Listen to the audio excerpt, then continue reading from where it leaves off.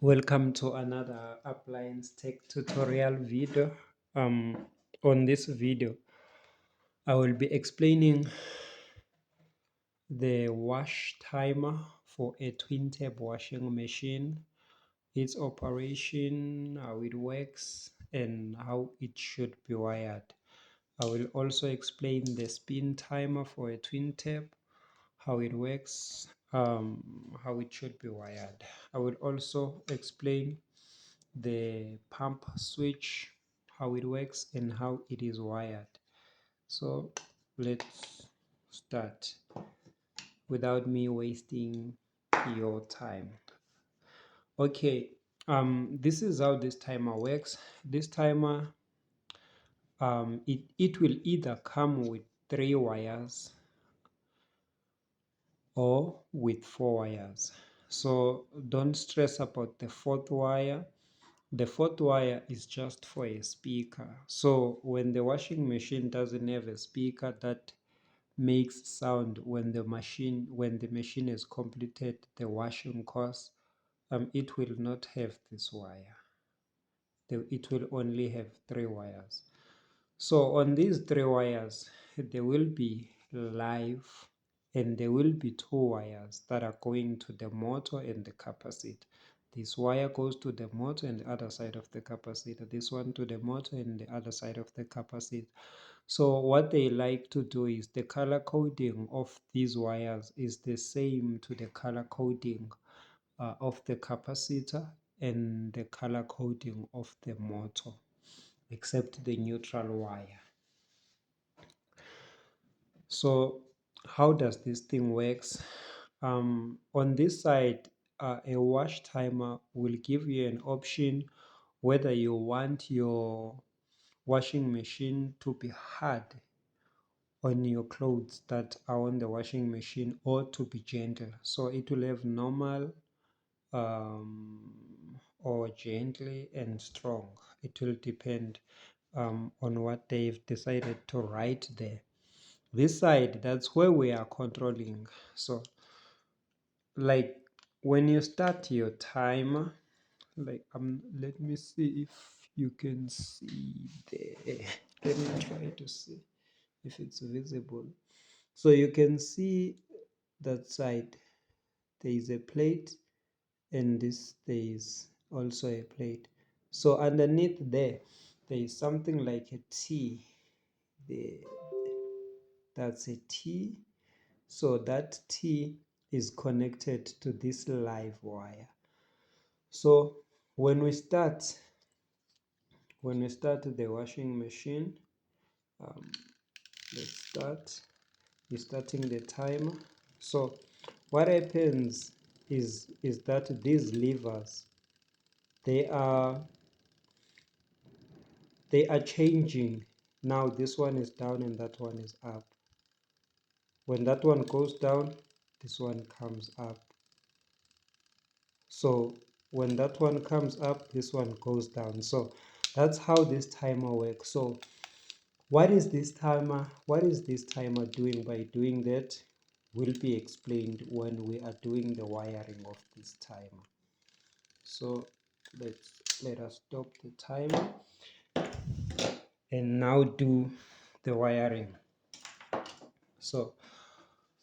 So when we wire it, we will take live, straight from live, when you case from the plug, then to here.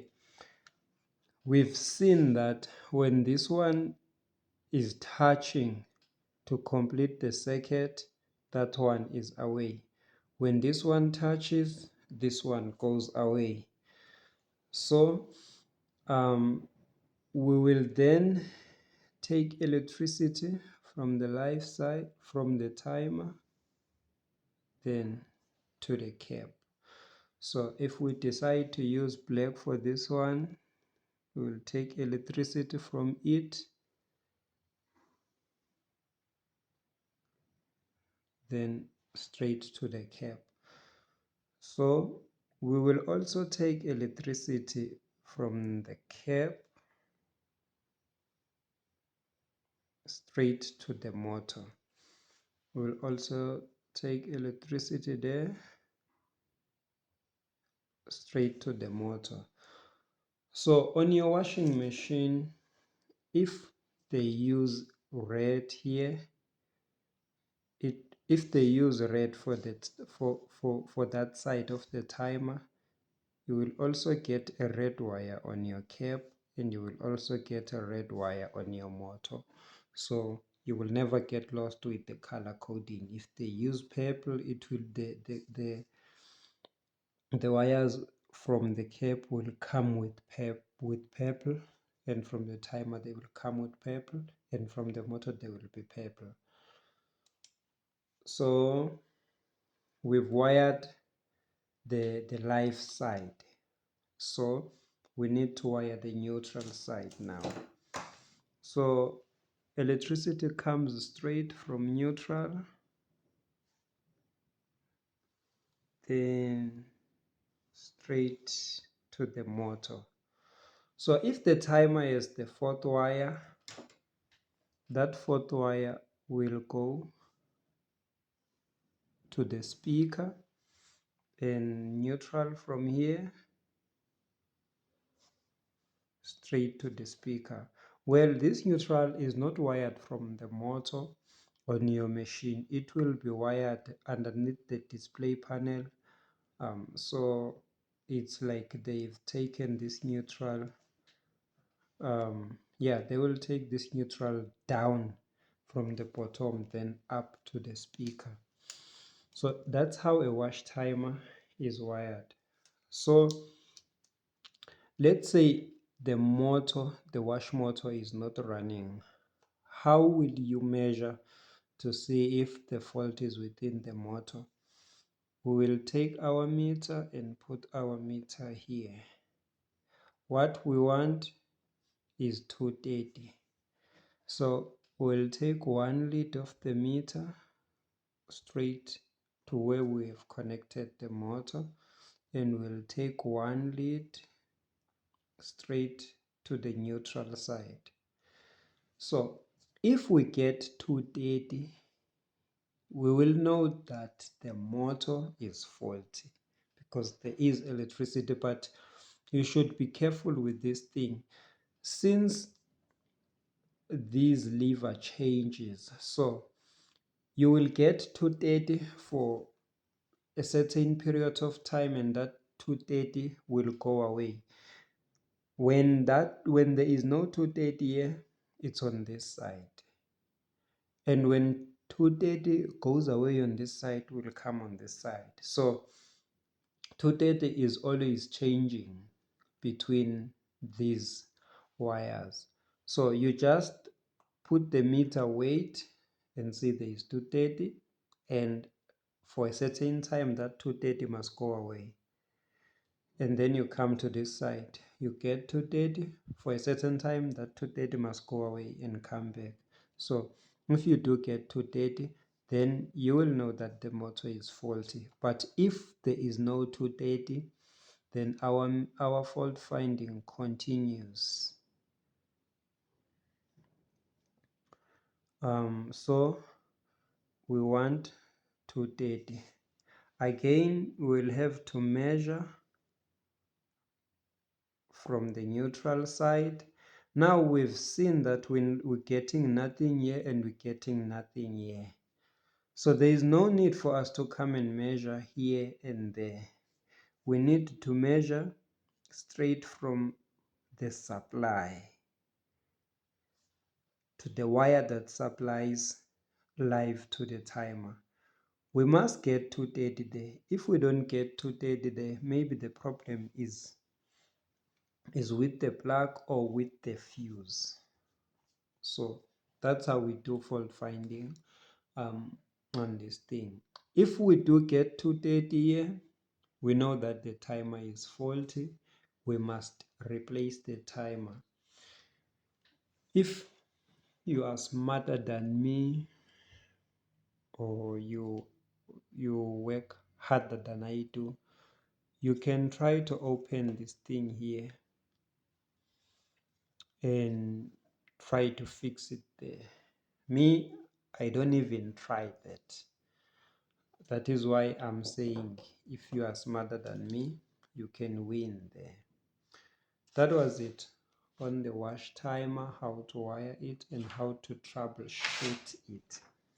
Now let us come to the spin timer. So the spin timer, we will talk about the spin timer and also the pump switch. The reason is because a pump switch is somewhere connected to the spin timer. So this is a spin timer, right? A spin timer, unlike the other timer, it is like a switch. So you can see that now these contacts are open.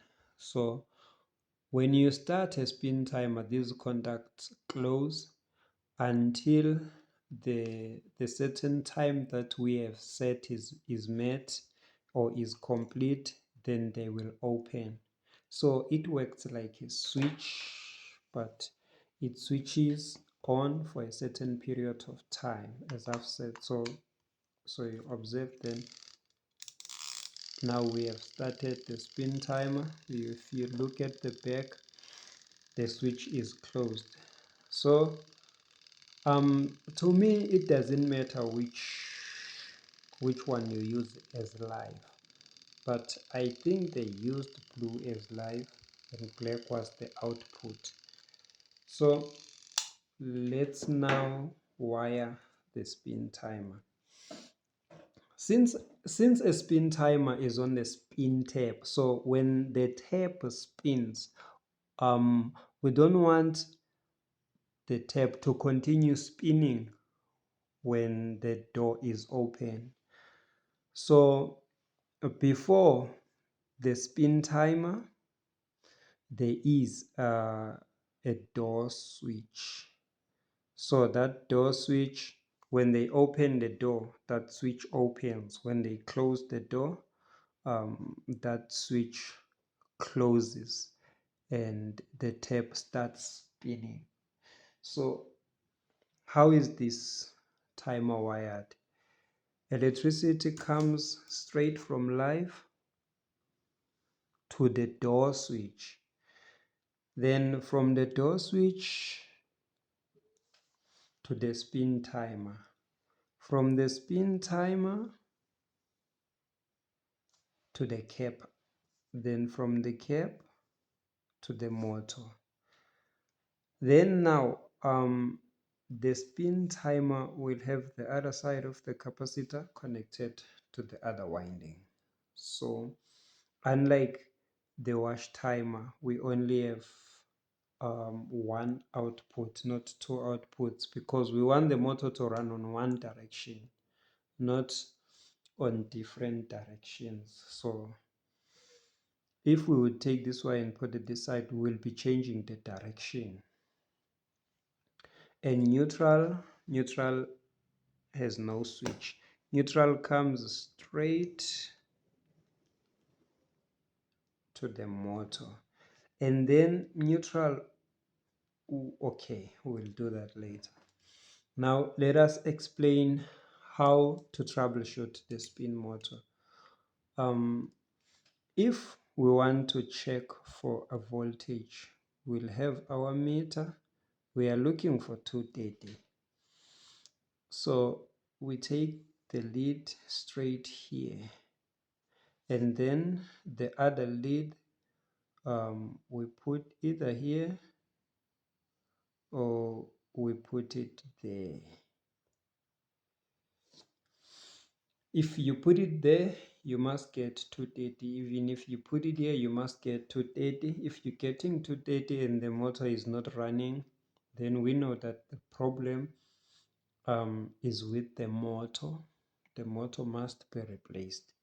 If you want to, you can open the motor and check if the rotor is not stuck on the stator because of rust, because what happens on twin tap is that sometimes they leak, then water gets into the gearbox belt, then the belt takes that water to the motor, then that that is oh no, the spin does not have a belt on the twin tap.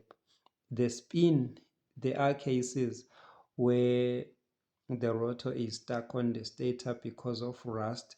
What causes that is because underneath the tap of the spin there is a buffer. So when that buffer um, gets torn or have some holes, or either the bush on the buffer is no longer sealing proper, then water will come through the shaft of the tap, then down straight to the motor. Then the motor will get wet. When that water dries on the stator, it will create rust, which will stuck the armature. Then this motor stops.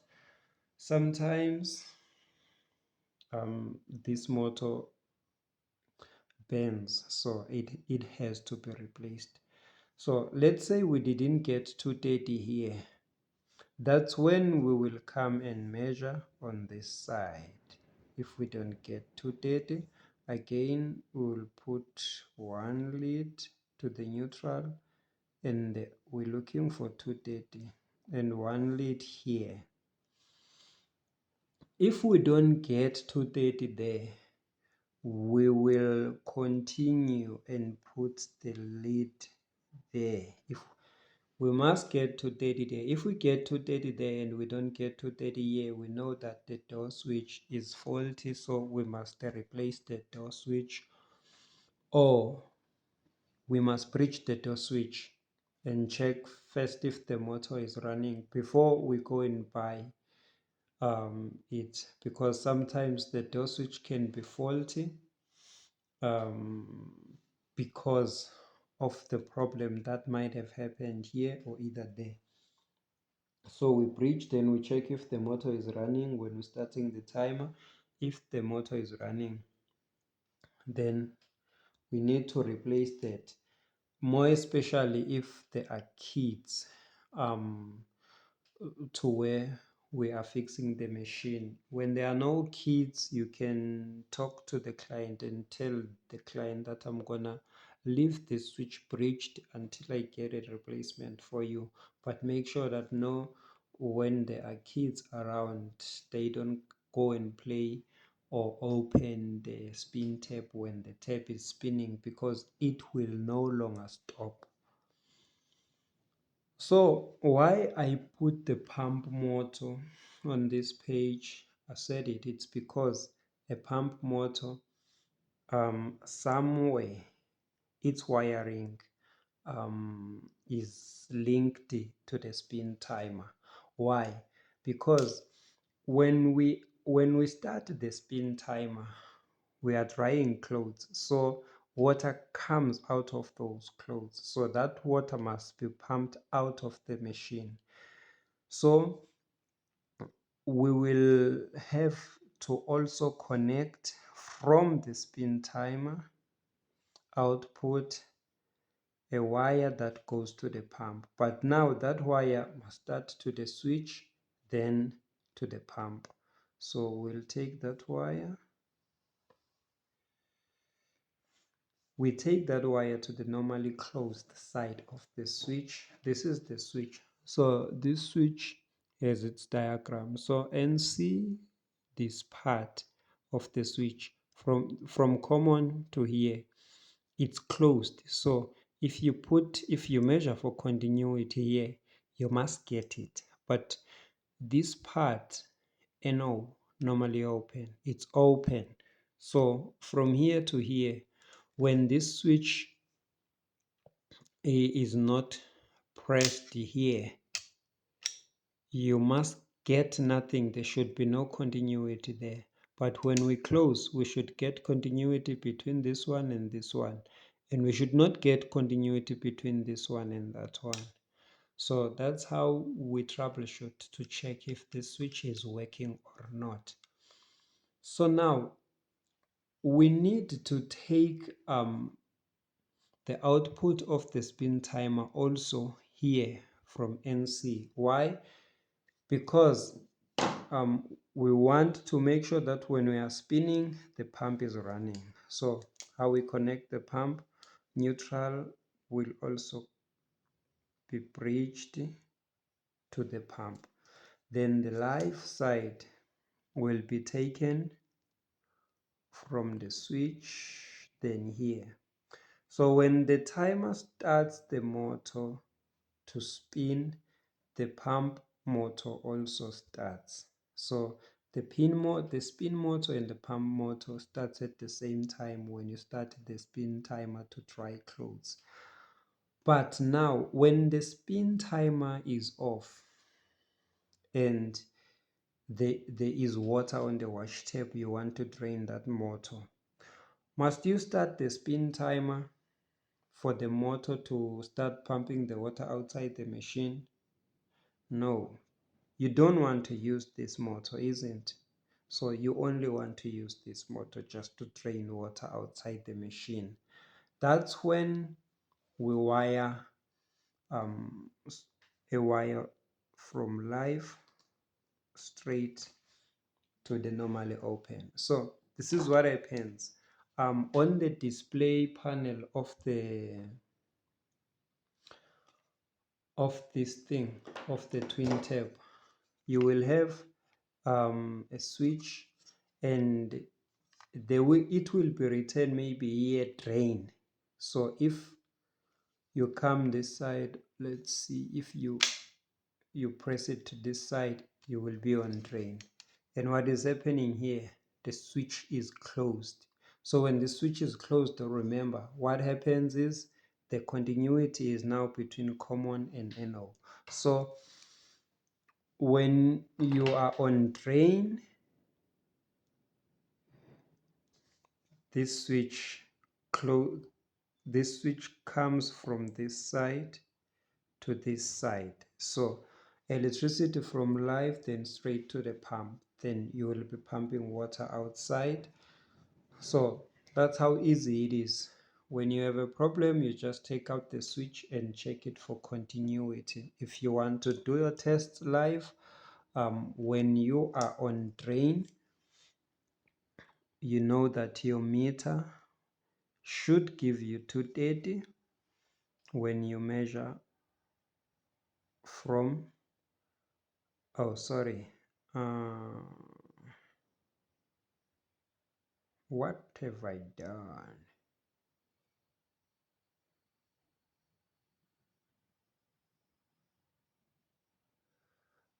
Okay, I did a mistake when wiring this.